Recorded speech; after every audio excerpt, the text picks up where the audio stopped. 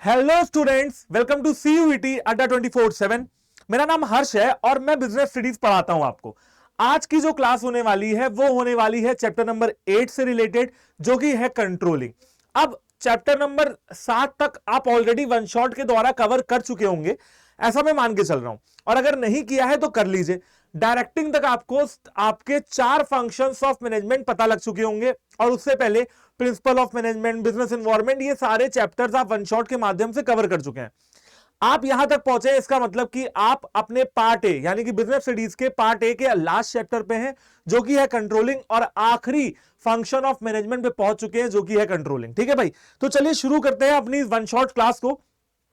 Controlling का जो chapter है बच्चों, वो बहुत लेंथी चैप्टर नहीं है, बट क्वेश्चन जो पूछा जाएगा वो कहां से पूछा जाएगा ये भी मैं आपको आज की क्लास में बताने वाला हूं, और क्या क्या चीजें आप लिख सकते हो अपने आंसर को बेहतर बनाने के लिए, ये मैं आपको क्लास में बताने वाला हूं। ठीक है भाई, तो चलिए शुरू करते हैं। एंड सबसे पहले समझने की कोशिश करते हैं कि यार ये कंट्रोलिंग होता क्या है। मैंने ऑलरेडी बताया आपको कि चैप्टर बहुत बड़ा नहीं है, जितना भी है उसको जरा ध्यान से पढ़िएगा।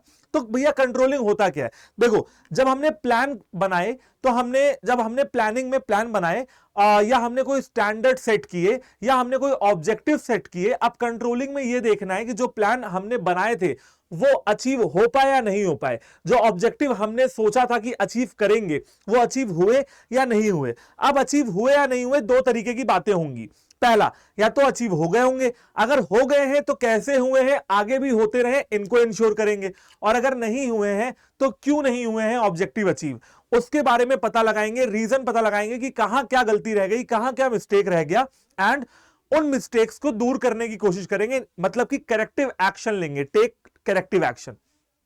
तो कंट्रोलिंग में बेसिकली, जैसा कि आपको नाम से पता लग रहा होगा, कंट्रोल करना, तो यहां पे आपको कंट्रोल करना है आपके फेलियर्स को, अपनी सिचुएशंस को, ऐसी चीजें जिन्होंने आपको फेल कराया, ऐसे क्रिटिकल पॉइंट्स जिनकी वजह से आपका बिजनेस अच्छा नहीं चल रहा है, उन चीजों को आपको कंट्रोल करना है। यहां पे लोगों को या रिसोर्सेज को कंट्रोल करने की बात नहीं हो रही है, उन सिचुएशंस को कंट्रोल करना है, ऐसे रीजंस के ऊपर कंट्रोल करना है जिन रीजंस के द्वारा आपके बिजनेस को लॉस फेस करना पड़ा। राइट, अब control is a function of management which helps to check errors in order to take corrective action. भैया कंट्रोलिंग वो फंक्शन है मैनेजमेंट का जहां पे हम एरर्स का पता लगाते हैं कि भैया गलती हुई तो कहां पे हुई, और एरर्स, गलतियां क्या मतलब, क्यों देखते हैं गलतियां, ताकि पता लग पाए कि भैया क्या रीजन है, एंड उन रीजंस को सही किया जाए, यानी कि करेक्टिव एक्शन लिया जाए। ये ऑलरेडी ब्लू से मार्क है, तो आप इसको नोट कर लीजिए कि भैया कंट्रोल फंक्शन, जो कंट्रोल है वो मैनेजमेंट का वो फंक्शन है जो एरर्स यानी कि गलतियां पता लगाने के लिए हेल्प करता है,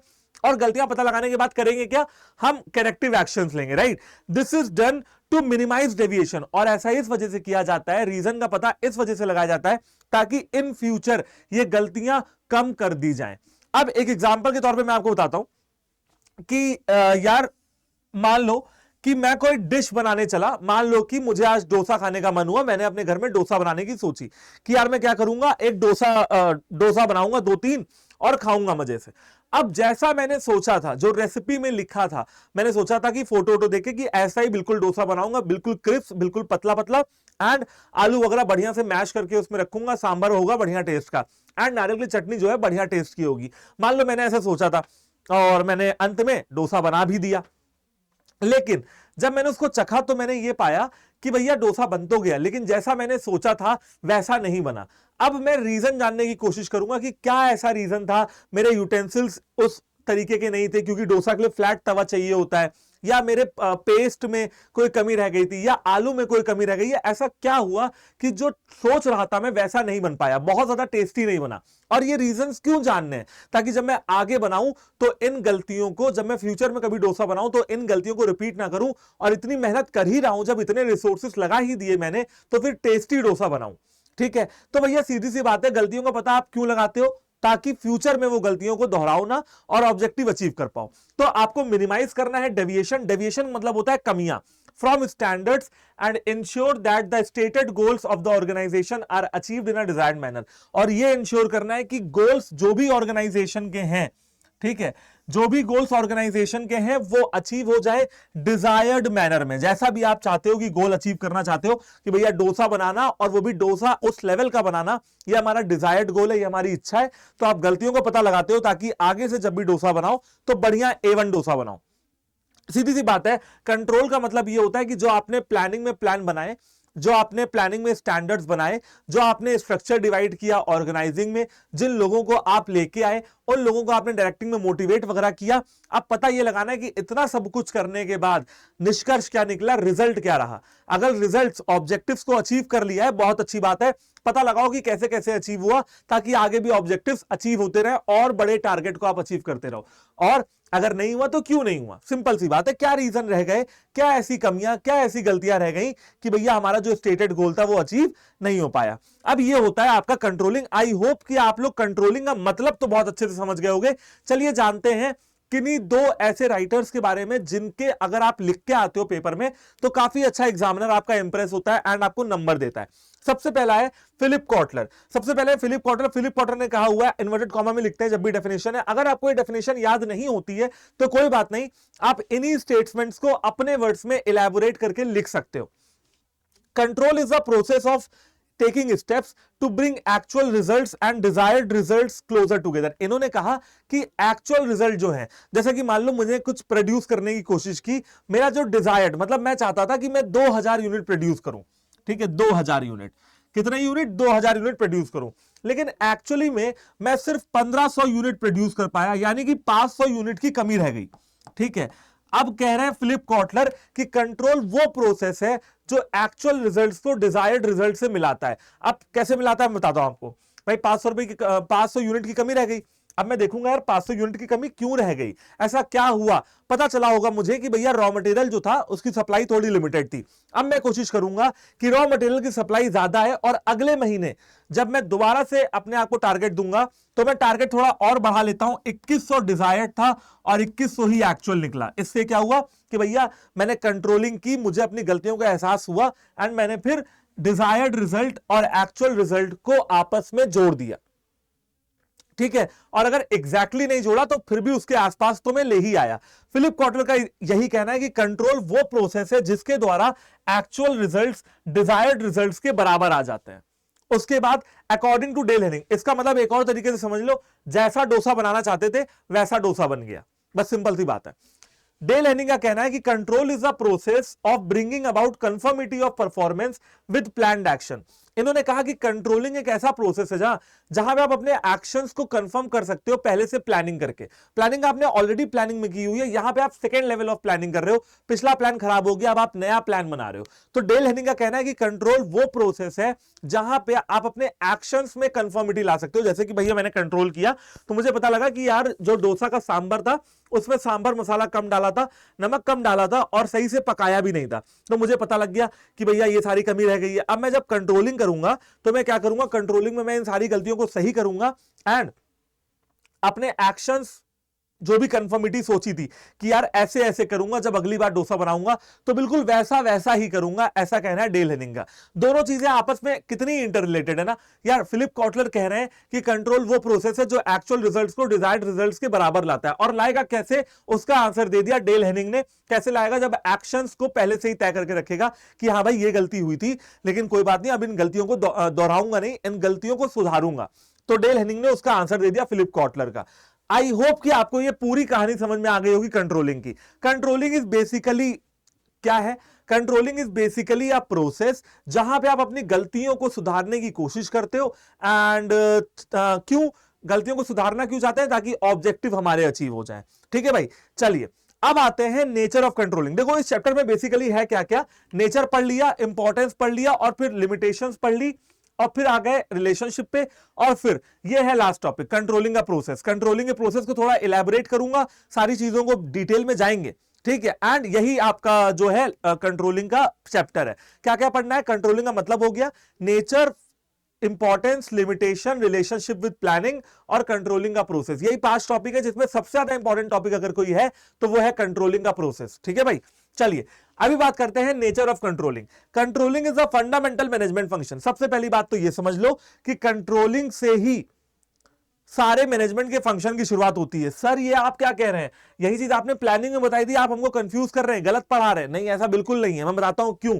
देखो आप प्लानिंग से आपने कहानी शुरू की, ठीक है, और प्लानिंग में आपको ये मैंने बताया कि planning is the very first function of management. बिल्कुल सही है, वो बात भी अपनी जगह सही है, ये बात भी अपनी जगह सही है, प्रूफ करता हूं।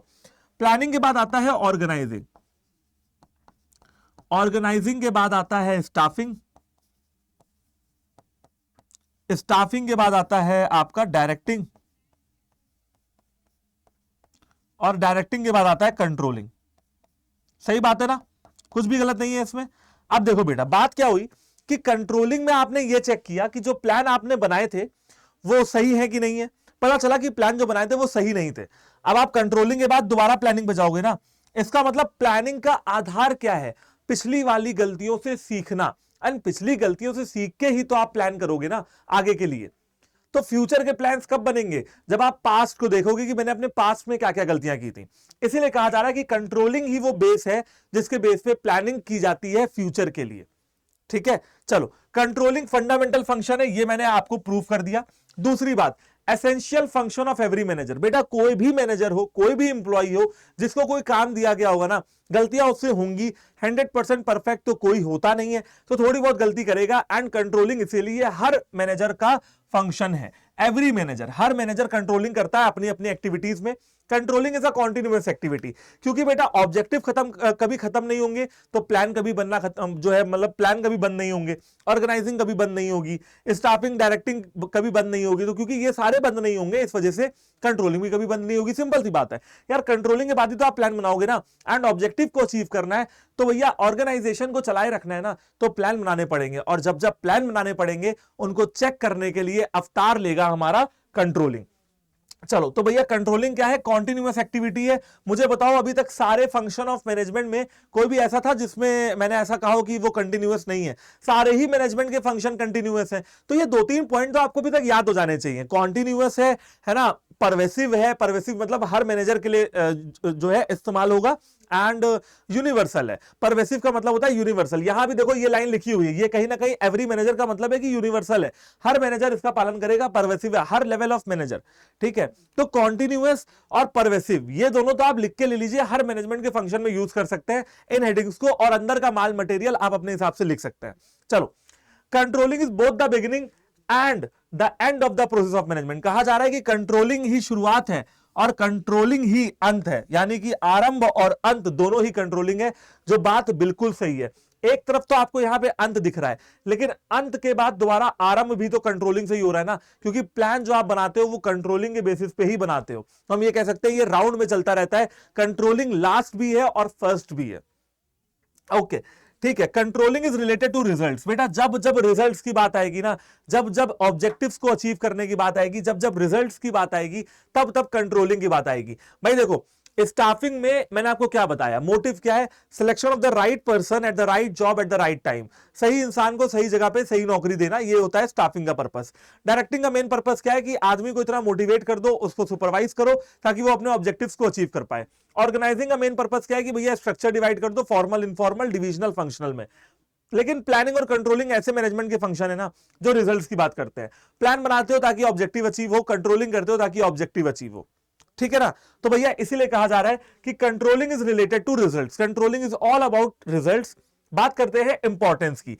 यार कंट्रोलिंग, आप खुद बताओ, जब आपने अपनी गलतियों से सीखा ही नहीं तो आपको ये कैसे पता चलेगा कि आगे मुझे कहां तक जाना है? जब आप ये नहीं जान पाए कि पीछे से कितना आगे आए हैं, मतलब पिछला रास्ता कितना कवर किया है, तो ये कैसे पता लगेगा कितना और आगे जाना है? इसका मतलब पीछे मुड़ के देखना भी जरूरी है। पीछे पास्ट में हमने क्या गलतियां की और आगे हमें क्या गलतियां नहीं करनी है, ये देखना भी जरूरी है। वो कुछ लोग कहते हैं कि ये जानना जितना जरूरी है कि करना क्या है, उससे ज्यादा जरूरी ये जानना है कि क्या नहीं करना है। अगर आपको ये पता लग जाएगा ना कि क्या नहीं करना है, तो 50% आपका काम वैसे ही हो जाएगा। तो पहले ये जानो कि क्या क्या नहीं करना है, क्या गलतियां नहीं करनी है। करो चाहे ना करो, लेकिन गलतियां तो ना करो ना। ठीक है, तो अकॉम्प्लिशिंग ऑर्गेनाइजेशनल गोल, सबसे पहला इंपॉर्टेंस क्या है? अगर आप बार बार गलतियों को देखेंगे, अगर आप बार बार गलतियों से सीखेंगे, उनको सुधारेंगे, तो आप गोल को एक ना एक दिन जरूर अचीव कर पाएंगे। दूसरा क्या है? दूसरा है आपका दूसरा है हाँ, जजिंग एक्यूरेसी ऑफ स्टैंडर्ड्स। देखो, जो आपने प्लानिंग में कुछ स्टैंडर्ड्स बनाए थे, आपने प्लानिंग में कुछ प्लान या फिर स्टैंडर्ड्स बनाए थे। ठीक है, प्लान्स बनाए थे, स्टैंडर्ड्स बनाए थे। अब आपको यह चेक करना है कि जो स्टैंडर्ड्स मैंने बनाए थे वो एक्यूरेट है या नहीं है।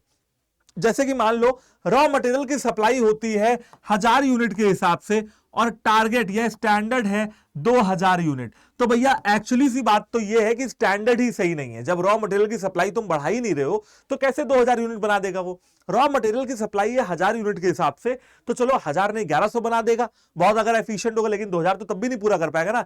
इसका मतलब हमें यह भी चेक करना है कंट्रोलिंग में कि जो स्टैंडर्ड हमने सेट किए थे वो एक्यूरेट है या नहीं है। भाई मैं कहूं मैं 100 में से 101 नंबर लाऊंगा, ठीक है, ना लाया तो नाम बदल देना, भैया आएगा ही नहीं।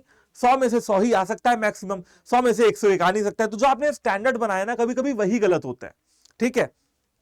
ओके, बात करते हैं making efficient use of resources. भैया कंट्रोलिंग का काम यह है कि ये भी जैसे आपने गलतियां पहचानने की कोशिश की तो आपको पता लगा यार मेरे पास रिसोर्स तो सारे थे, मेरे पास सांभर बनाने की हर सब्जी थी, मसाला था, नमक था, डोसा बनाने के लिए हर चीज थी, सारे रिसोर्सेज मेरे पास थे, बट मैं उन रिसोर्सेज का अच्छे तरीके से इस्तेमाल नहीं कर पाया। मैं जब बना रहा था डोसा तो डोसा जल गया। ये गलतियां आपको सुधारनी है, आपको रिसोर्सेज का प्रॉपर तरीके से यूज करना है। कंट्रोलिंग में ये पता लग सकता है किसी भी ऑर्गेनाइजेशन में कि रिसोर्सेज का अच्छे तरीके से इस्तेमाल नहीं हो रहा है, जो पैसा उसमें इन्फ्यूज किया जा रहा है ऑर्गेनाइजेशन में, उसका अच्छे तरीके से इस्तेमाल नहीं हो रहा है, खराब इस्तेमाल हो रहा है, ठीक है ना। तो ये सारी चीजें आपको कंट्रोलिंग से पता लगेंगी कि किस तरीके से रिसोर्सेज को अच्छे तरीके से यूज करना है, स्टैंडर्ड एक्यूरेट है या नहीं ये चेक करना है, और ऑर्गेनाइजेशनल गोल तो ऑब्वियसली अचीव करना ही है।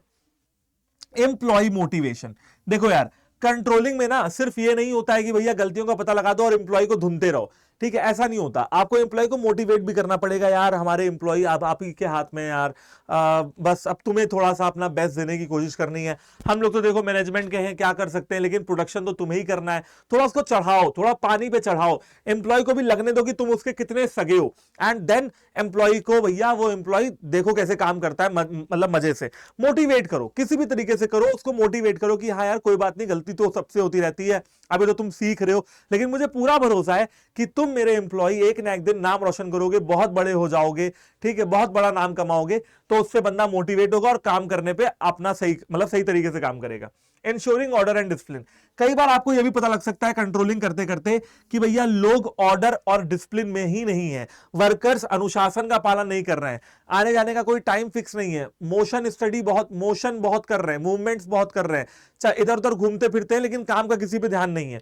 तो कहने का मतलब है कि अगर आपके कंट्रोलिंग से ये पता लगता है कि भैया आप के ऑर्गेनाइजेशन में हर चीज का ऑर्डर या हर चीज का डिसिप्लिन नहीं है ना, तो आप हमेशा कोशिश करोगे कि आप दोनों चीजें मेंटेन करके रखो, तो कंट्रोलिंग से ही वो चीज हो पाएगी। एंड कोऑर्डिनेशन, देखो यार कोऑर्डिनेशन ऐसी चीज है ना भाई, कंट्रोलिंग में ये भी हो सकता है कि भैया देखो दो डिपार्टमेंट है, एक डिपार्टमेंट ए और एक डिपार्टमेंट बी, सब कुछ अच्छा चल रहा है, किसी को भी भनक भी नहीं है कि डिपार्टमेंट ए और डिपार्टमेंट बी में कहां सुनी हो रखी है। यहां के जो एम्प्लॉइज हैं वो इनसे बात नहीं करते और यहां के जो एम्प्लॉइज हैं वो इनसे बात नहीं करते, कोई किसी से बात नहीं करता, मैनेजर भी एक दूसरे के जान के प्यासे हैं। पता चला कि दोनों में कोऑर्डिनेशन नहीं है और इस वजह से एक बहुत बड़ा लॉस हो गया है। तो भैया अब आपको कंट्रोलिंग करके करना क्या होगा, आपको दोनों में हाथ मिलाना पड़ेगा, मांडवाली करवानी पड़ेगी, कोऑर्डिनेशन बनाए रखना पड़ेगा। एक ऑर्गेनाइजेशन में कोऑर्डिनेशन कितना इंपॉर्टेंट है ये मैं आपको चैप्टर नंबर 1 में ही बता चुका हूं, nature and significance of management में, कि भैया coordination is very very very very important है ना। अगर आप कोऑर्डिनेट करके नहीं काम करोगे ना, अगर मैं कुछ कर रहा हूं और मुझे सामने वाला कोऑर्डिनेट नहीं कर रहा है ना, तो फिर दिक्कत होगी। जैसे मान लो एक क्वेश्चन भी अभी मैं पढ़ रहा था, उस क्वेश्चन में यह हुआ कि सुरेश नाम का कोई परचेज मैनेजर था, वो बल्ब बनाने वाली कंपनी में काम करता था और फिलामेंट यानी कि रॉ मटेरियल परचेज करता था। अब एक दिन क्या हुआ, उसको बताया गया कि रॉ मटेरियल जो फिलामेंट मैंने दिया है उसको कुछ स्पेशल केयर की जरूरत है उसको बल्ब में लगाते समय, ठीक है। अब ये बात उसको अर्जेंटली प्रोडक्शन डिपार्टमेंट को बतानी थी।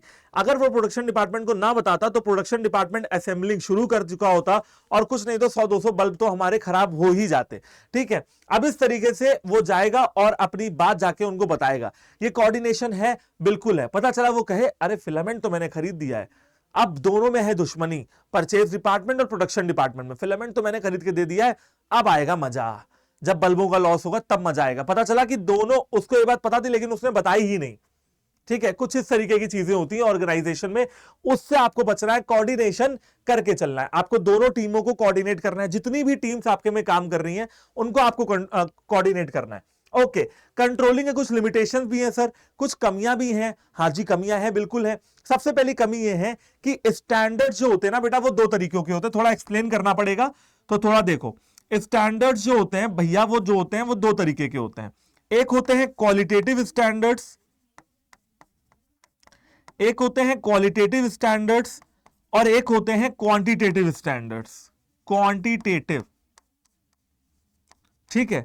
अब क्वांटिटेटिव का मतलब तो यह है कि भैया मान लो जिसको हम न्यूमेरिकल टर्म्स में एक्सप्रेस कर पाए, जैसे कि 1000 यूनिट प्रोड्यूस करनी है, 500 यूनिट बेचनी है, 400 यूनिट खरीदनी है, ऐसे मतलब 1000, 500, 400, कुछ भी यूनिट में हो, रुपीस में हो, कोई फर्क नहीं पड़ता है, ठीक है। यूनिट्स में हो सकता है, रुपीस में हो सकता है, परसेंटेज में हो सकता है, रेशियो में हो सकता है, किसी भी चीज में हो सकता है, ठीक है। रेशियो का ये साइन लगा दिया मैंने, जैसे होता है ना अकाउंट में पढ़ते हो ना 2:1, ऐसा कुछ भी हो सकता है, कोई दिक्कत नहीं है ना। लेकिन क्वालिटेटिव की अगर बात की जाए तो क्वालिटेटिव का मतलब ये होता है, मान लो एक मैनेजर कहता है तुमको पता है मैंने अपना पूरा जीवन इस कंपनी में लगा दिया, ठीक है, या मैं अब जब भी काम करूंगा तो बहुत मेहनत से करूंगा, मेरा स्टैंडर्ड है कि मैं बहुत मेहनत। अरे कितनी मेहनत, परसेंटेज बताओ कितनी, 100 में से 100? तो भैया मेहनत, दुख, दर्द, पीड़ा, हंसी, खुशी, भावनाएं, फीलिंग, ये आप स्टैंडर्ड्स में बता नहीं सकते हो। तो जो क्वालिटेटिव स्टैंडर्ड्स है ना, आपकी फीलिंग्स, ठीक है, उनको मेजर करना बहुत मुश्किल काम है, इसीलिए कंट्रोलिंग फेल रहता है ऐसे स्टैंडर्ड्स को सेट करने के लिए। Controlling difficulty in setting qualitative standards. इसके बाद आप कंट्रोलिंग तब कर सकते हो जब आपकी कंपनी में कोई कमी हो। पता चला आपकी कंपनी बिल्कुल परफेक्ट है, बाहर का एनवायरनमेंट ही एडवर्स या अपोजिट जा रहा है, इसका मतलब no control over external factors. कोई कंट्रोल नहीं होता है आपका एक्सटर्नल फैक्टर्स के ऊपर। एक्सटर्नल फैक्टर्स क्या हो सकते हैं, मैंने आपको बताया, जैसे कि पॉलिटिकल फैक्टर्स, कि भैया पॉलिटिकल पार्टी चेंज हो गई हो, जैसे लीगल फैक्टर्स, ये सारी चीजें हम लोग बिजनेस एनवायरनमेंट में पढ़ चुके हैं, रिवाइज करवा दे रहा हूं। तीसरा हो गया टेक्नोलॉजिकल फैक्टर्स, फिर हो गया आपका भैया सोशल फैक्टर्स। तो ये सारे कुछ फैक्टर्स हैं, ठीक है, जिनसे होता है। अच्छा, एक और बच रहा है, वो भी लिख ही दे रहा हूं, पांचवा, इकोनॉमिकल फैक्टर्स। तो भैया ये सारे फैक्टर्स जो हैं, इनका बिजनेस के ऊपर कोई कंट्रोल नहीं होता है, एंड इस वजह से कंट्रोलिंग भी कितनी करोगे जब बाहर के इन्वायरमेंट में ही गंद मची हुई है। रेजिस्टेंस फ्रॉम एम्प्लॉइज, देखो आप कंट्रोलिंग से हो गया क्या, यहां पे समझो, कंट्रोलिंग से हो गया क्या बच्चा पार्टी। देखो कंट्रोल आप करोगे और वजह का पता लगाओगे। मान लो आपको लगा कि मेरी भैया जो मेरी वो है ना टेक्नोलॉजी, वो जो है वो थोड़ी आउटडेटेड है, आपको पता लगा कि आपकी टेक्नोलॉजी थोड़ी आउटडेटेड है, आपने क्या किया, टेक्नोलॉजी को अपडेट कर लिया, बट उस अपडेटेड टेक्नोलॉजी को आपके एम्प्लॉइज मान नहीं रहे थे, आपके एम्प्लॉइज अडॉप्ट नहीं कर रहे थे। अब कंट्रोलिंग में दिक्कत यह है कि भैया आप समझ गए कि गलती कहां पे हुई, लेकिन उन गलतियों को एम्प्लॉइज मान नहीं रहे हैं, और अगर आप कुछ चेंज करने की कोशिश कर रहे हैं तो एम्प्लॉइज उसको मना कर दे रहे हैं, यानी कि रेजिस्टेंस फ्रॉम एम्प्लॉय। कई बार एम्प्लॉय कंट्रोलिंग नहीं चाहते हैं, कई बार एम्प्लॉय चाहते हैं जैसा चल रहा है वैसा चलने दो। एंड कंट्रोलिंग करना, अपने प्लान्स को एक बार और देखना, रिजल्ट्स को एनालाइज करना, ये एक बहुत ही कॉस्टली अफेयर है। आपको लोगों की जरूरत पड़ेगी, उनको सैलरी देनी पड़ेगी जो आपके लिए आपकी कंट्रोलिंग करेंगे, जो आपको रिपोर्ट्स प्रॉपर देंगे, जो आपको डाटा पूरा प्रोवाइड कराएंगे, जो आपको इन एंड आउट सारी चीजें बड़े हैंडी फॉर्म में देंगे, ताकि आप समझ जाओ कि भाई क्या कमी रह गई है, ठीक है। जो लोग एनालाइज करेंगे सारे डाटा को कि भैया हाँ क्या कमी आपसे रह गई है, कंपनी में किससे कमी हुई, ठीक है। तो ये सारे पॉइंट मैंने आपको बड़ी डिटेल में बताए। क्वालिटेटिव स्टैंडर्ड्स को सेट करना बहुत मुश्किल है, एक्सटर्नल फैक्टर्स पे कंट्रोल नहीं रहता है, एम्प्लॉइज रेजिस्ट करते हैं, और महंगा क्यों है, क्योंकि भैया बहुत सारे लोगों को हायर करना पड़ेगा कंट्रोलिंग करने के लिए, क्योंकि बहुत अलग अलग तरीके होते हैं। चलो ठीक है, नेक्स्ट टॉपिक की तरफ तो बढ़ चुके हैं। नेक्स्ट टॉपिक क्या है हमारा, प्लानिंग और कंट्रोलिंग में रिलेशनशिप पता लगानी है भैया, हमको संबंध पता लगाने। उस रिलेशनशिप की यहां पे बात नहीं हो रही जो आपके दिमाग में अभी चल रहा है। रिलेशनशिप का मतलब यहां पे ये है कि भैया प्लानिंग और कंट्रोलिंग में क्या संबंध है। तो बेटा मानते हैं प्लानिंग और कंट्रोलिंग को, कुछ एग्जांपल देके आपको समझाता हूं। सबसे पहले तो बात करते हैं करण और अर्जुन की, ठीक है। करण अर्जुन, प्लानिंग को बिल्कुल करण और अर्जुन की तरह मानना। जो पिक्चर आपने देखी होगी सलमान खान और शाहरुख खान की, वहां पे दोनों भाई हैं, ठीक है, करण अर्जुन, और दोनों एक दूसरे के बिना जी नहीं सकते हैं, दोनों एक दूसरे के बिना मतलब न जी सकते हैं ना मर सकते हैं, जो करेंगे साथ में करेंगे, मतलब पुनर्जन्म लेते हैं तो भी साथ में लेते हैं, मतलब भाई भाई वाला हो गया, भाई भाई। लेकिन यहां पे कर्ण अर्जुन कौन है? वो वाले कर्ण अर्जुन है, महाभारत वाले कर्ण और अर्जुन, ठीक है, मतलब एक दूसरे की जान के प्यासे, ठीक है ना। तो कहीं ना कहीं जो कंट्रोलिंग और प्लानिंग है वो कर्ण अर्जुन भी है, मतलब एक दूसरे के ऊपर डिपेंडेंट है, inter dependence between planning and controlling. लेकिन यहां पे दोनों में डिफरेंसेस भी बहुत है, जैसे कर्ण और अर्जुन। बताता हूं क्या। सबसे पहले तो प्लानिंग और कंट्रोलिंग एक दूसरे के ऊपर इंटरडिपेंडेंट है। प्लानिंग कंट्रोलिंग के ऊपर डिपेंडेंट रहता है, कंट्रोलिंग प्लानिंग के ऊपर डिपेंडेंट रहता है। मैं आपको बताता हूं कैसे। देखो, प्लानिंग कर ली, काम कर लिया, कंट्रोलिंग की ही नहीं, पता ही नहीं चला कि प्लान जो मैंने बनाए थे उनका क्या हुआ, वो सक्सेसफुल थे नहीं थे, कुछ पता ही नहीं चला। तो planning is meaningless without controlling. Controlling के बिना प्लानिंग का कोई मतलब नहीं है। अगर आपने अपनी पिछली गलतियां देखी ही नहीं, तो अगर आप इस साल फेल हुए हैं तो अगले साल फिर फेल होंगे, उसके अगले साल फिर फेल होंगे, ऑब्जेक्टिव तो अचीव होगा ही नहीं, तो प्लान बना के फायदा क्या। But controlling is blind without planning. अच्छा, एक बात और, प्लान ही नहीं बनाओगे तो कंट्रोलिंग किसकी करोगे, ये भी एक सवाल है। तो मतलब प्लानिंग और कंट्रोलिंग आपस में एक दूसरे के ऊपर इंटरडिपेंडेंट है। Planning is equal, planning is important as well as controlling is also important. तो भैया ऐसे लिख लेते हैं, planning is equal to controlling, मतलब दोनों का इंपॉर्टेंट होना बहुत जरूरी है। लेकिन अब बात करते हैं प्लानिंग और कंट्रोलिंग में डिफरेंस क्या है, लड़ाई झगड़ा क्या है। प्लानिंग बात करता है बेटा आगे देखने की, भविष्य में देखने की, यानी कि लुकिंग अहेड। प्लानिंग फ्यूचर की बात करता है, जबकि कंट्रोलिंग पीछे पलटने की बात करता है। बिल्कुल सही है, प्लानिंग कहता है कि आगे क्या करने वाले, कंट्रोलिंग कहता है अरे पहले ये तो देखो कि पीछे क्या किया है, गलती क्या की है। ये हो गया। Planning is the first function and controlling is the last function. भैया प्लानिंग फर्स्ट फंक्शन है मैनेजमेंट का, कंट्रोलिंग लास्ट फंक्शन है, तो इसलिए ये कर्ण और अर्जुन में बहुत डिफरेंसेस भी हैं। ठीक है, आई होप कि आपको पूरी कहानी समझ में आ गई होगी। क्या क्या पढ़ लिया अपन ने, कंट्रोलिंग का meaning, nature, importance, limitations and relationship. Now we are moving to our next topic, that is controlling का प्रोसेस। सबसे पहले मैं आपको यहां पे एक एग्जांपल के थ्रू, एग्जांपल को लेके चलते रहेंगे तो सारी चीजें समझ में आएगी। एग्जांपल क्या लेते हैं, सोच लेता हूं थोड़ा। एग्जांपल, चलो ठीक है। तो अब मान लेते हैं कि आप बच्चे हो, स्टूडेंट हो, आपका कल सीयूईटी का पेपर है, ठीक है, या मान लो 2-3 महीने बाद सीयूईटी का पेपर है, या मान लो बोर्ड्स का पेपर है, जैसा भी। अब आपने सोचा है कि चलो बोर्ड्स मान लेते हैं कि यार बोर्ड्स के पेपर में ना मेरे को चाहिए, मुझे बोर्ड्स के पेपर में चाहिए 95 प्लस मार्क्स, ठीक है। यानी कि आपने जो है प्लान बना लिए और आपने ऑब्जेक्टिव सेट कर लिया, यानी कि आपने जो है स्टैंडर्ड्स बना लिए कि भैया मेरे लिए स्टैंडर्ड्स क्या है। मेरे लिए स्टैंडर्ड है 95 प्लस मार्क्स, एक तो ये स्टैंडर्ड है मेरा। दूसरा मेरा स्टैंडर्ड है 8 घंटे की रेगुलर पढ़ाई। तीसरा मेरा स्टैंडर्ड है कम से कम 2 मॉक टेस्ट रोज, कम से कम 1 सैंपल पेपर रोज, और कम से कम 1 प्रीवियस ईयर पेपर रोज। ये आपने कुछ स्टैंडर्ड्स बना लिए, ठीक है। मान लो लेके चलते हैं, आपने ये वाला स्टैंडर्ड लेके चलते हैं 8 घंटे की पढ़ाई वाला, ओके। फिर आपने पढ़ना शुरू किया, और अंत में जब आप दिन पे सोने जा रहे थे बिस्तर पे, तो आपने सोचा यार चलो देखते हैं मैंने कितने घंटे पढ़ाई की।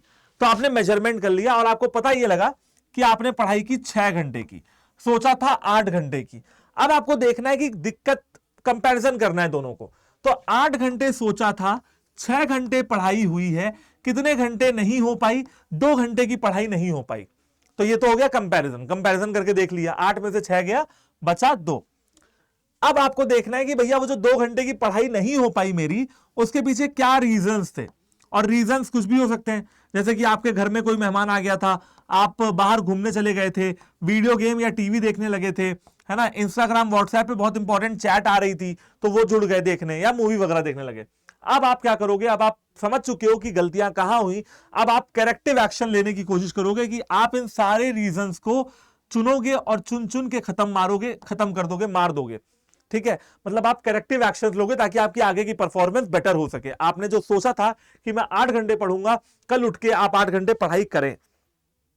तो स्टैंडर्ड में सबसे पहले हम स्टैंडर्ड सेट करते हैं।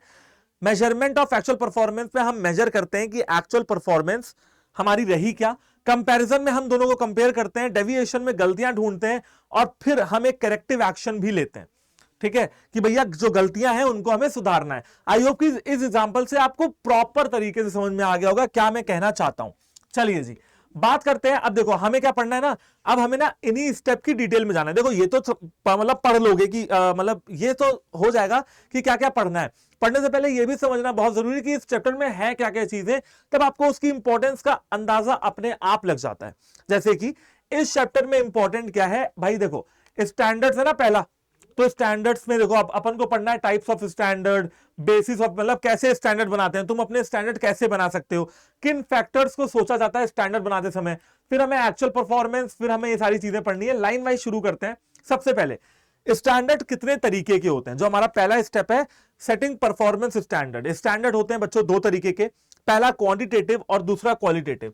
क्वांटिटेटिव स्टैंडर्ड्स वो स्टैंडर्ड्स होते हैं जो फिगर्स की हेल्प से, जिनके बारे में पता लगाया जा सकता है, जैसे कि 10 यूनिट 100 रुपए एटसेट्रा, जहां पे आप 10, 100, 1000, 5000, 500, यानी कि आप कुछ नंबर्स में बताओ वो data.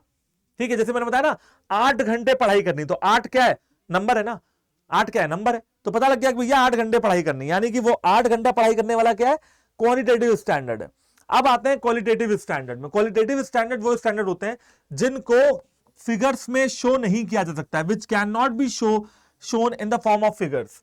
Example, moral of the employees, employees का मोरल आप जो है मोटिवेशन लेवल आप फिगर्स में शो नहीं कर सकते हो। क्या बताओगे, मेरे एम्प्लॉइज का मोरल 500 है या मेरे एम्प्लॉइज का मोरल 600 रुपए का है, ऐसा तो नहीं बता पाओगे, क्योंकि मोरल किसी का डाउन है, किसी का अप है। आज तक ऐसी कोई मशीन तो आई नहीं जो इंसान की फीलिंग्स को नाप ले। ठीक है, तो क्वालिटेटिव स्टैंडर्ड्स वो होते हैं, दो तरीके के स्टैंडर्ड होते हैं जो मैंने आपको बता दिए। Moving to the next topic, that is basis of standards. हम किस बेसिस पे स्टैंडर्ड्स बना सकते हैं अगर हम किसी कंपनी को रन कर रहे हैं। सबसे पहला है क्वांटिटी, दूसरा है क्वालिटी, तीसरा है आपका टाइम, और चौथा है कॉस्ट। हम 4 तरीके के स्टैंडर्ड बना सकते हैं। अगर मैं क्वांटिटी की बात करूं तो आपको अपनी बिजनेस की क्वांटिटी, जो प्रोडक्ट की क्वांटिटी है, वो हमेशा अच्छी रखनी पड़ेगी। तो प्रोडक्शन कितना हम कर रहे हैं, हम सेल कितना कर रहे हैं, ठीक है, और हम स्टॉक में कितना रखते हैं। जैसे कि आपने प्रोडक्शन किया अगर 10,000 यूनिट का, तो आपका सेल हुआ 5,000 यूनिट, तो आपका बच गया 5,000 यूनिट। अब आप समझ गए ना कि भैया क्वांटिटी कितना कितना कर रहे हैं।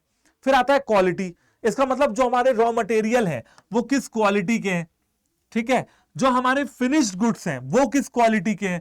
भाई जो हम रॉ मटेरियल मंगा रहे हैं वो अच्छा मंगा रहे हैं, अच्छी क्वालिटी का मंगा रहे हैं या नहीं मंगा रहे हैं। जैसे सैंडविच बनानी है तो ब्राउन ब्रेड ले रहे हैं या व्हाइट ब्रेड ले रहे हैं। ठीक है, ब्राउन ब्रेड और व्हाइट ब्रेड, यानी कि किस क्वालिटी का है, तो ये हो गया। और जो हम सैंडविच बना रहे हैं वो अच्छी सैंडविच बना रहे हैं, A1 सैंडविच बना रहे हैं या नहीं बना रहे हैं, उसकी बात हो रही है। ठीक है, और जो हमारे कस्टमर्स हैं वो कैसे हमसे सेटिस्फाइड है या नहीं है। हमारे एम्प्लॉइज हमारी बुराई तो नहीं करते हैं, मन लगा के काम करते हैं कि नहीं करते हैं, ये सारी चीजें। टाइम स्टैंडर्ड्स में आता है कि प्रोडक्शन प्रोसेस में कितना टाइम लगेगा। जैसे मैं कहूं भैया 1 घंटा लगेगा, 2 घंटा लगेगा, जो भी स्टैंडर्ड टाइम है। भाई आप क्या पढ़ रहे हो, स्टैंडर्ड को सेट करना सीख रहे हो ना, तो आपको टाइम स्टडी याद है ना, time study technique of production. तो बस इतना देख लो कि प्रोडक्शन करते समय 1 घंटा लगता है, 2 घंटा लगता है, 3 घंटा लगता है, कितना घंटा लग रहा है, बात खत्म। ओके, कॉस्ट स्टैंडर्ड्स में आता है कि भैया जो लेबर हमारे यहाँ काम करने आ रही है उसका कॉस्ट कितना है, जो रॉ मटेरियल हम ला रहे हैं उसका कॉस्ट कितना है, जो हम अदर एक्सपेंसेस कर रहे हैं वो कितने रुपए हमारे लेके जाएगा। यानी कि सबसे पहले अपन ने पढ़ा स्टैंडर्ड के बारे में कि भैया टाइप्स ऑफ स्टैंडर्ड कितने तरीके के होते हैं, और फिर हमने पढ़ा कि क्या बेसिस है स्टैंडर्ड सेट करने का। आप चाहें तो स्क्रीनशॉट ले सकते हैं, मैं थोड़ा साइड हो जा रहा हूं।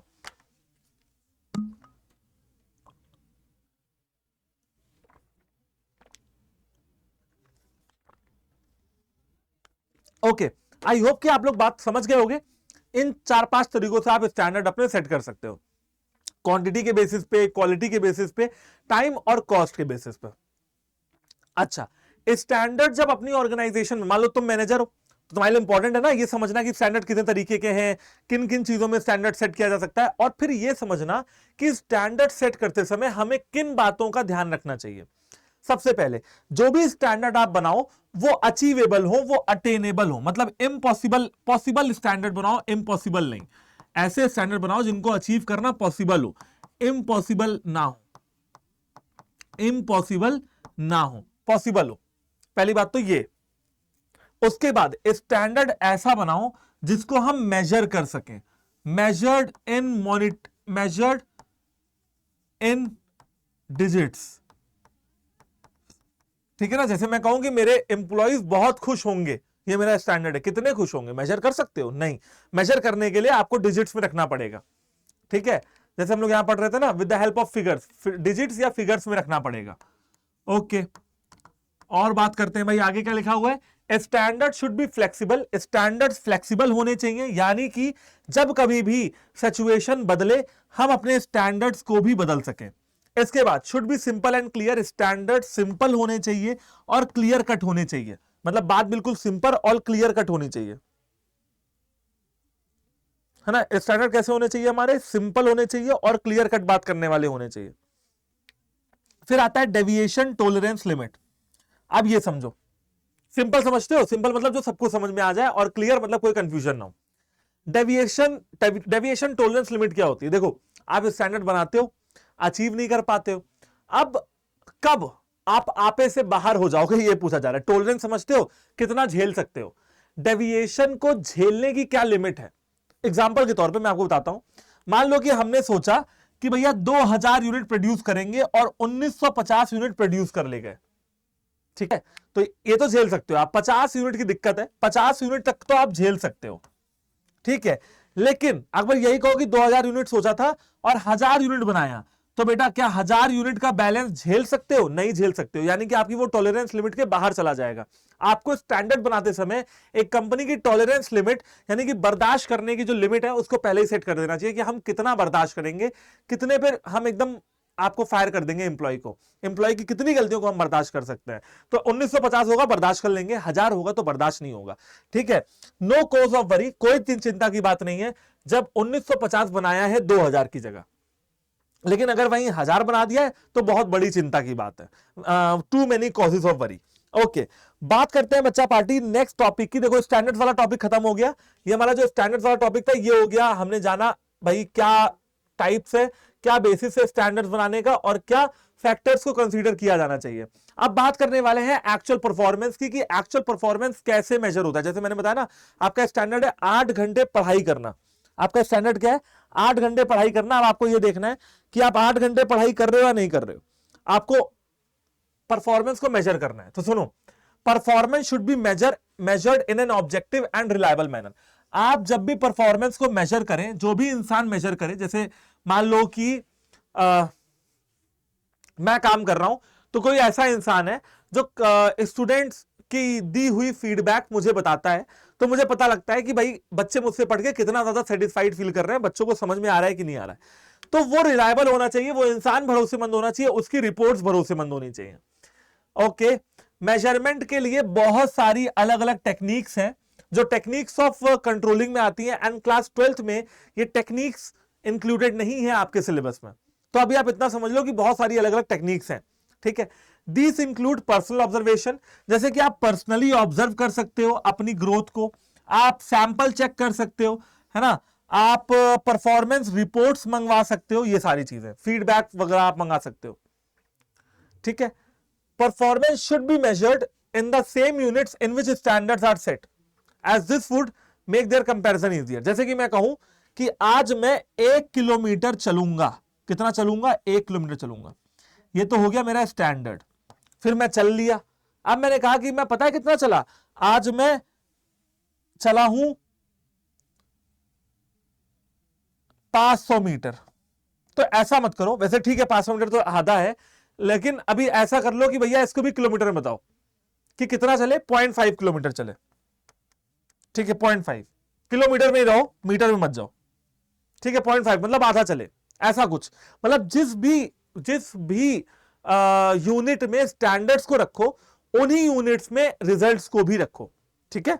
जैसे मैं कहूं कि भैया मैं दुगना चल गया, तो दुगना क्या होता है बताओ ना, 2 किलोमीटर चले, या तो 2 किलोमीटर बताओ, किलोमीटर में बताओ, क्योंकि स्टैंडर्ड जो सेट है वो किलोमीटर में सेट है, तो आपको जो रिजल्ट बताना है वो भी आपको किलोमीटर में बताना है। ये मत कहो दुगना चल गए तिगना चल गए, स्टैंडर्ड्स को अगर किलोमीटर में है तो रिजल्ट्स को भी किलोमीटर में आप रखिए। चलो, measurement tools of actual performance. देखो यार, अगर आपको एक्चुअल परफॉर्मेंस को मेजर करना है तो आप वर्क की क्वालिटी को मेजर कर सकते हो कि ये जो काम करता है वो कितना अच्छा करता है। आप उसकी पंक्चुअलिटी, कि बंदा पंक्चुअल है या नहीं है, टाइम से ऑफिस आता है जाता है, अपना काम करता है कि नहीं करता है।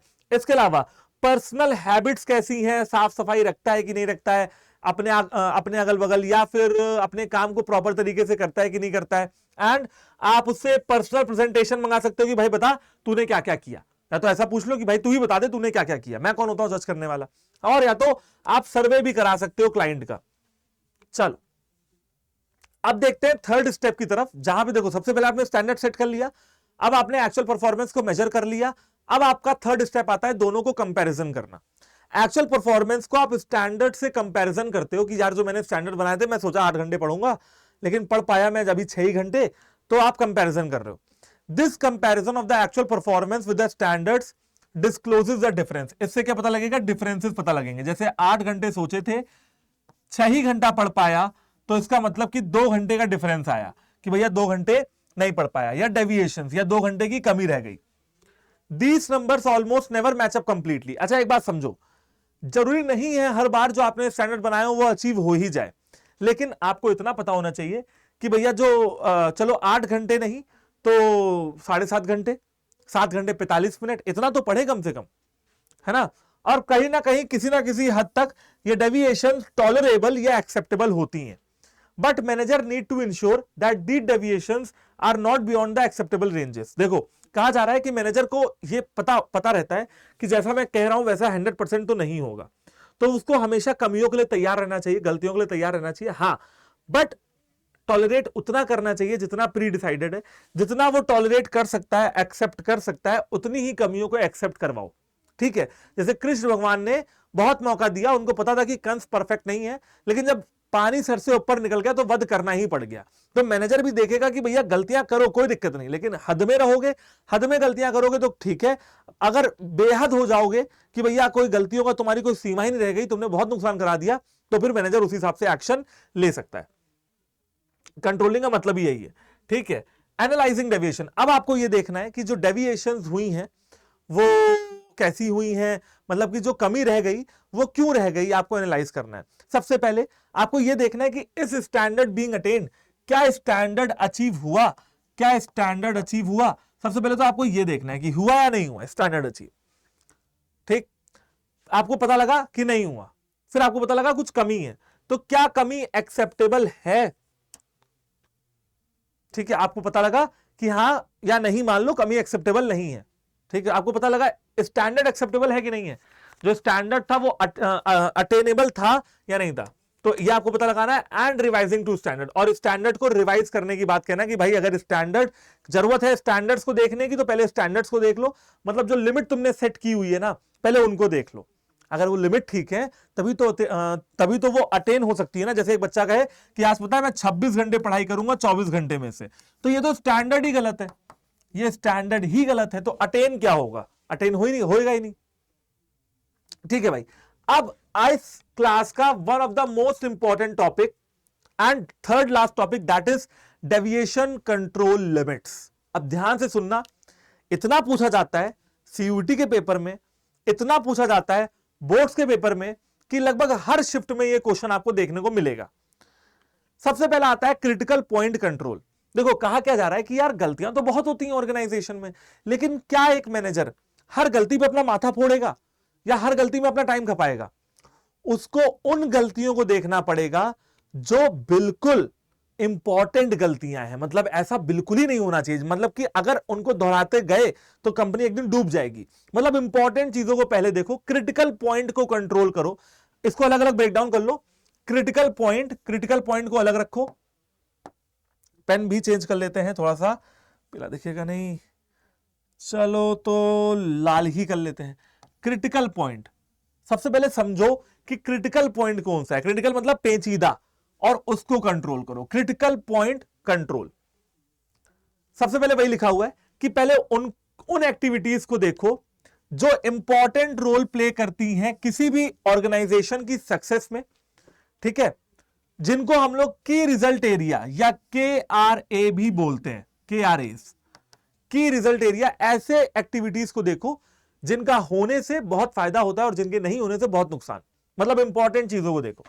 ठीक है, अब बेटा एक बात बताओ, किसी भी स्टेट का चीफ मिनिस्टर बहुत इंपॉर्टेंट आदमी है, लेकिन प्राइम मिनिस्टर के आगे तो फीका है ना। तो अगर बात आएगी प्राइम मिनिस्टर को बचाने की और चीफ मिनिस्टर को बचाने की, तो पहले प्राइम मिनिस्टर को बचाया जाएगा, ये बात समझ लो। ठीक है, मतलब कि इंपॉर्टेंट में भी सबसे इंपॉर्टेंट कौन? Prime minister. यानी कि दो सिचुएशन में, दोनों एक्टिविटीज में दोनों इंपॉर्टेंट है, लेकिन फिर भी आपको देखना पड़ेगा कि सबसे इंपॉर्टेंट कौन, और आज आपको पहले उसको टेक केयर करना पड़ेगा। फिर आता है principle by exception. A manager should have taken corrective action when there is exceptional deviation. अब मान लो कुछ ऐसा हो गया जो कभी सोचा ही नहीं था, कभी नहीं सोचा था, कोई ऐसी डेविएशन जो इतनी खराब या इतनी अच्छी थी कि भैया उस पर काम करना बहुत जरूरी था। इसे कहते हैं प्रिंसिपल बाय एक्सेप्शन या मैनेजमेंट बाय एक्सेप्शन। इसका दूसरा नाम भी है मैनेजमेंट बाय एक्सेप्शन, जिसको हम लोग क्या बोलते हैं? मैनेजमेंट बाय एक्सेप्शन, जिसको क्या बोलते हैं? जिसको हम लोग शॉर्ट में MBE भी बोलते हैं। अब एक और प्रॉब्लम है, बच्चे भ्रमित रहते हैं, इतना कंफ्यूजन इन दो टॉपिक को लेके कि भैया क्या बताएं। इसीलिए आपके पास में पोथा लेके नहीं आया कि भैया पूरी एनसीईआरटी कॉपी करके ले आऊं और वो आपको पढ़ा दूं। आप इस कीवर्ड को समझेंगे, बात खत्म हो जाएगी। यहां पे कीवर्ड है इंपॉर्टेंट रोल टू प्ले, और यहां पे कीवर्ड है स्पेशली गुड और स्पेशली बैड। या तो कोई ऐसी चीज हो गई जो बहुत ही अच्छी हो गई, उसके बारे में किसी ने सोचा ही नहीं था, और कोई ऐसी चीज हो गई जो इतनी खराब हो गई कि उसके बारे में भी किसी ने नहीं सोचा था।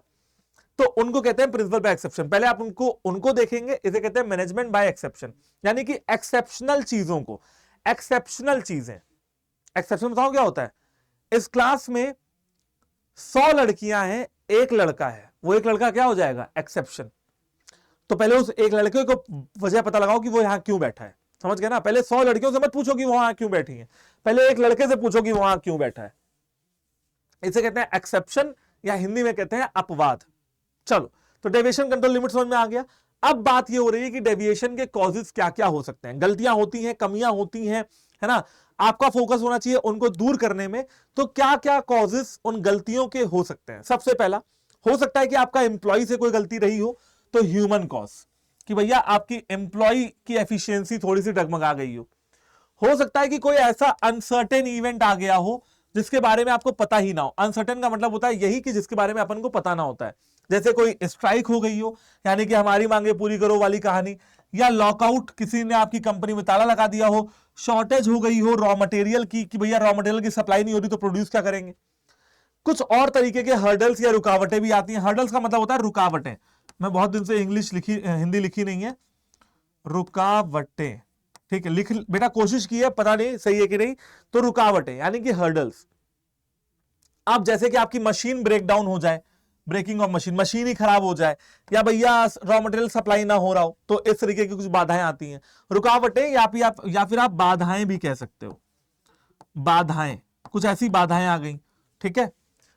और रॉन्ग स्टैंडर्ड, और ऐसा भी हो सकता है कि आपने स्टैंडर्ड ही खराब बनाया हो, आपने गलत एस्टिमेट लगाया हो, रॉन्ग एस्टिमेट लगाया हो, सेल्स के बारे में, प्रॉफिट्स के बारे में, कॉस्ट के बारे में। पता चला 2019 में आपकी सेल थी 50 लाख रुपए, और 2020 में कोरोना वायरस होने के बाद भी आपने सेल सोची कि मेरी सेल होगी 1 करोड़ रुपए, ठीक है? पॉसिबल नहीं है। 50 लाख 2019 में कमाए हैं, 2020 में कोविड-19 था, 1 करोड़ रुपए की सेल एस्टिमेट सही नहीं है, क्योंकि कोविड का टाइम चल रहा है। नॉर्मल होता तो फिर ठीक था। तो ये कुछ तरीके के डेविएशंस आपके सामने आ सकते हैं। इंसानी कॉजेस हो सकते हैं, कुछ अनसर्टेन इवेंट्स हो सकते हैं, जैसे कि लॉकआउट, रॉ मटेरियल की सप्लाई रुक जाना, कुछ हर्डल्स, कुछ बाधाएं, कुछ रुकावटें वैसी भी आ सकती हैं कि भैया मशीन खराब हो गई, या फिर हो सकता है आपने स्टैंडर्ड ही गलत चुना, स्टैंडर्ड ही गलत सोचा। Last topic is corrective action लेना, ठीक है? आपको सब कुछ कर लिया, आपने स्टैंडर्ड बना लिया, आपने करेक्टिव एक्शन लेने की भी कोशिश की, आपने ये भी चेक किया कि स्टैंडर्ड सही बने या नहीं बने, आपने मेजरमेंट भी कर ली, लेकिन अंत में क्या? अंत में याद करिए, कंट्रोलिंग की प्रोसेस का आखिरी स्टेप क्या था? ये था, ये देखो क्या था? Taking corrective action. कंट्रोलिंग की प्रोसेस का आखिरी स्टेप था टेकिंग करेक्टिव एक्शन, कि भैया जो भी गलतियां हुई हो उनको सुधारने के लिए हम कुछ करेक्टिव एक्शन लेंगे। क्यों लेंगे? ताकि आगे ये गलतियां ना दोहराई जाएं और हमारा ऑब्जेक्टिव पूरा हो पाए। The purpose of corrective action is to bring the actual work to the level of expected progress। कहा जा रहा है कि पर्पस क्या है? ताकि जो एक्चुअल वर्क है, पर्पस ये है कि जो एक्चुअल वर्क है ना, जो हमने किया है, उसको हम मैच करा पाए एक्सपेक्टेड वर्क से, एक्सपेक्टेड प्रोग्रेस से। ठीक है, सबसे पहले हमको क्या करना होगा, एक्चुअल परफॉर्मेंस में कोई भी अगर डेविएशन हो तो उसको तुरंत से रिमूव कर दो, remove deviation from actual performance. ऐसी किसी भी प्रॉब्लम को रिपीट ना करें, आप ऐसी किसी भी गलतियों को रिपीट ना करें। ठीक है, आपको एक्शन लेने पड़ेंगे ताकि आगे कोई लॉस ना हो, और आपको चेंजेस करने पड़ेंगे अपनी पॉलिसीज में, अपने प्रोसीजर्स में, अपने रूल्स में, एटसेट्रा। भाई policy, procedure, rule, strategy, method, budget, programme आपको प्लानिंग में पढ़ाया है। ठीक है, तो अब आप समझ गए होंगे कि अपनी पॉलिसीज में अगर आपसे हो रहा है कि भैया मेरी कंपनी में तो काम ही नहीं हो रहा है, तो अपनी पॉलिसीज को बदलो, अपने प्रोसीजर्स को बदलो, अपने रूल नियमों को बदलो, लेकिन कुछ भी करो, काम निकलवाओ। आई होप कि बच्चों आपको ये क्लास अच्छी लगी होगी। Thank you very much for joining the session. Comment करके जरूर बताना कि क्लास कैसी लगी। तब तक ले हंसते रहिए, पढ़ते रहिए, मुस्कुराते रहिए, बने रहिए CUET Under 24/7 चैनल के साथ। जय हिंद।